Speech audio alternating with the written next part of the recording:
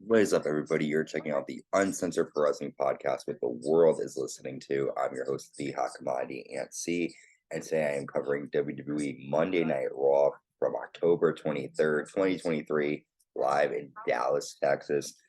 And to start tonight, Tag Team Champions Finn Balor and Damian Priest come out. Damian says, "We have a big night planned." Cody Rhodes comes out right away. Cody says, "How does it feel to be interrupted? I have some choice words for the leader of Judgment Day, but Rhea Ripley is not out here. Rhea's up, mommy. Rhea's your mommy too. She's cutting deals, including one with the Bloodline. I like to speak specifically to you, Damian Priest. You gave me a low blow last week. If you think that was the final shot in our fight, you're long wrong." Damian says, "I'm glad you mentioned the Bloodline. There's people that are involved in your story that sent some. Your story is that you failed." Cody says, "Why don't we put that theory to the test?" Priest says, "I like the idea. Maybe it's Cody Rhodes versus Damian Priest at Crown Jewel." Cody accepts. Dominik and Rhea Ripley come out. Jey Uso attacks Dominik. Cody slams Damian Priest's head onto the announce table, but then Damian Priest tosses JD McDonough then chop blocks Cody Rhodes, and then that's when Damian Priest tosses Cody's leg first into the steps.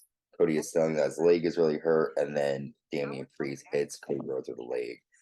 It is annoying that Cody's having another injury storyline. We get it. He's able to overcome a lot, but I don't know if I really want to see this again. But we do find out Damian Priest versus Cody Rhodes is set for Crown Jewel.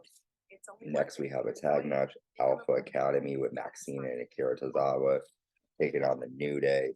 And this is a good tag team match between the two of them, a lot of action, but the end came after Xavier Woods was able to hit Otis with a flying elbow drop and get a 3-count victory.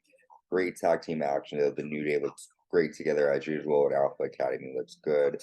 I like the technical aspect of it between Chad Gable and Kofi and Xavier Woods, but good match overall.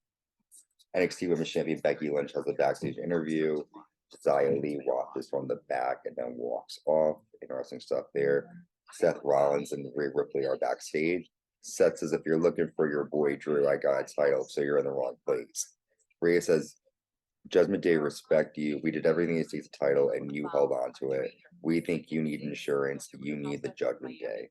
Seth says, "You don't think Damian Priest can successfully cash in? What would I want with you? Yuck." Rhea says, "You need me. Right now, you're just a champion, but you can be the champion. If you join us, Damian Priest can cash in on someone else. Without us, I don't know how you can beat Roman Reigns' streak with your fragile back. Judgment Day can have your back and make sure people acknowledge you." Seth says, "If there's one thing I don't want to be is Roman Reigns." And Rhea says, "That's not enough. Think about it." And then Seth leaves. Interesting developments there. Will Seth join the Judgment Day? I doubt it, but who knows? Natalya tells Indi Hartwell backstage that she will have her back tonight if she needs anything. Interesting stuff there. That was odd to see why you do that. But next up, NXT Women's Champion Becky Lynch taking on Indi Hartwell. And this is another good match between these two women. Lyra Valkyrie's in the crowd. She's taking on the winner of this match at Halloween Havoc Night 1. And the winner is Becky Lynch after a disarmer. Afterwards, Becky and Indi shake hands. And then we go all the way to the backstage where Xia Li punches Candice LeRae in the throat and says that's the message for Indi. What does Xia Li have against the NXT women? I don't know, but we will soon find out. Nick Aldis meets with Adam Pearce. Nick apologizes for kicking Pearce out of the arena on SmackDown. Pearce tells him to stay and watch the best show. So this is interesting. We then see security surrounding the ring for the women's championship contract signing. Raquel Rodriguez, Shayna Baszler, Zoe Stark, and Nia Jax come out. Nia says, "Where's Rhea?" And says, I'm gonna get her to sign later, but that doesn't stop the women's champion Rhea Ripley from coming out.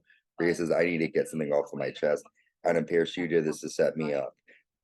The more you try to control me, the more I'm gonna make your life hell. After Crown Jewel, you're gonna have to have 4 less women in my division." Nia says, "You are good. I see what you're doing. You want me to squash all of them for you." The 3 women attack Nia. They all brawl, and then they all toss out the security guards. Raquel and Nia stand off in the ring. Rhea laughs on the floor. And then Nia Jax is a Samoan drop to Raquel Rodriguez. And Nia Jax is the last woman standing, staring down Rhea. This is going to be a decent match at Crown Jewel. All 5 of these women are going to have come to blows, but I think that Rhea is probably going to retain. But Nia Jax is definitely the force that's standing in Rhea's way. Next, we have Giovanni Vinci with Ludwig Kaiser taking on Johnny Gargano. And this is another good match on Raw. It was pretty quick, though. Tommaso Ciampa attacks Kaiser, and then Gargano nails a one final beat and gets a 3 count. And after DIY hug, good to see them back together. We get a Shinsuke Nakamura promo. It's good to see him. Logan Paul then comes out. Logan says, "When I beat Rey Mysterio and become United States champion, I'm going to give you something to talk about." That's when North American champion Dominik Mysterio comes out. Dominik says, "I can't wait for you to beat my deadbeat dad." Logan says Dom grew up with a deadbeat dad and still became a champion of an entire continent. The only one who needs humbling is Dom's dad, Rey. Dom says, "After Crown Jewel, I will be the only Mysterio champion." Logan says, "My favorite ring announcer is here. I owe you a thank you, Sam Irvine. Come in the ring." Logan says, "After I beat your fiance Ricochet, you announced me as winner. Why don't you say I won the next match?" Before that can happen, Ricochet attacks Logan Paul and takes out Logan and Dominik, and he's able to hug his girlfriend, and Logan got shut up. But will that happen at Crown Jewel? We'll see. We have then the women's tag team champions Piper Niven and Chelsea Green taking on Natalya and Nikki Cross, who is Natalya's mystery partner. Nikki just stands on the apron and then she leaves. She looks like she's disinterested, like she's sort of in a daze. And the end comes after an unprettier and a splash from Piper Niven, and the women's champion get the win. Miz tells Adam Pearce that Nick Aldis understands his worth, so Nick is talking to people backstage. We have Drew McIntyre taking on Sami Zayn next, and another great match here on Raw. Rhea Ripley comes out, Sami hits an exploder, Rhea gets on the apron, allowing Drew to nail the Claymore to Sami Zayn, and with the help from Rhea, Drew McIntyre gets the win. Nick Aldis tries to talk to Caden Chance and Katana Carter. Pierce confronts him. Now, and Nick Aldis says he's going to take off and go home. So Nick is trying to almost scout people from Raw to come to SmackDown. It's giving me 2002 vibes with Eric Bischoff and Stephanie McMahon.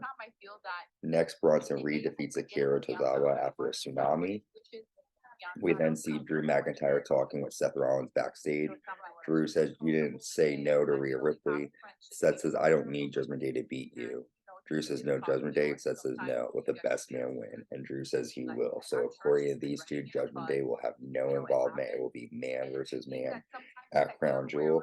And now we have our main event. The one half of the Undisputed Tag Team Champions and Senior Money in the Bank, Damian Priest, defeating Jey Uso here in the main event. Finn Balor runs out. Jey attacks Balor. Balor pulls on Uso's leg, and Damian hits the South of Heaven and gets a win. After the match, Balor and Priest attack. Balor hits a coup de grace to Jey. They grab chairs, and then Cody Rhodes comes out in a leg cast like nuts. Cody hits Priest with chair shots. He goes to hurt Priest's leg, but Balor puts Damian Priest out, and Cody Rhodes standing strong as usual. We knew Cody was going to do this. Decent episode of Raw. A lot of stuff making progress towards Crown Jewel, which is coming up. So with that, stay safe and stay uncensored.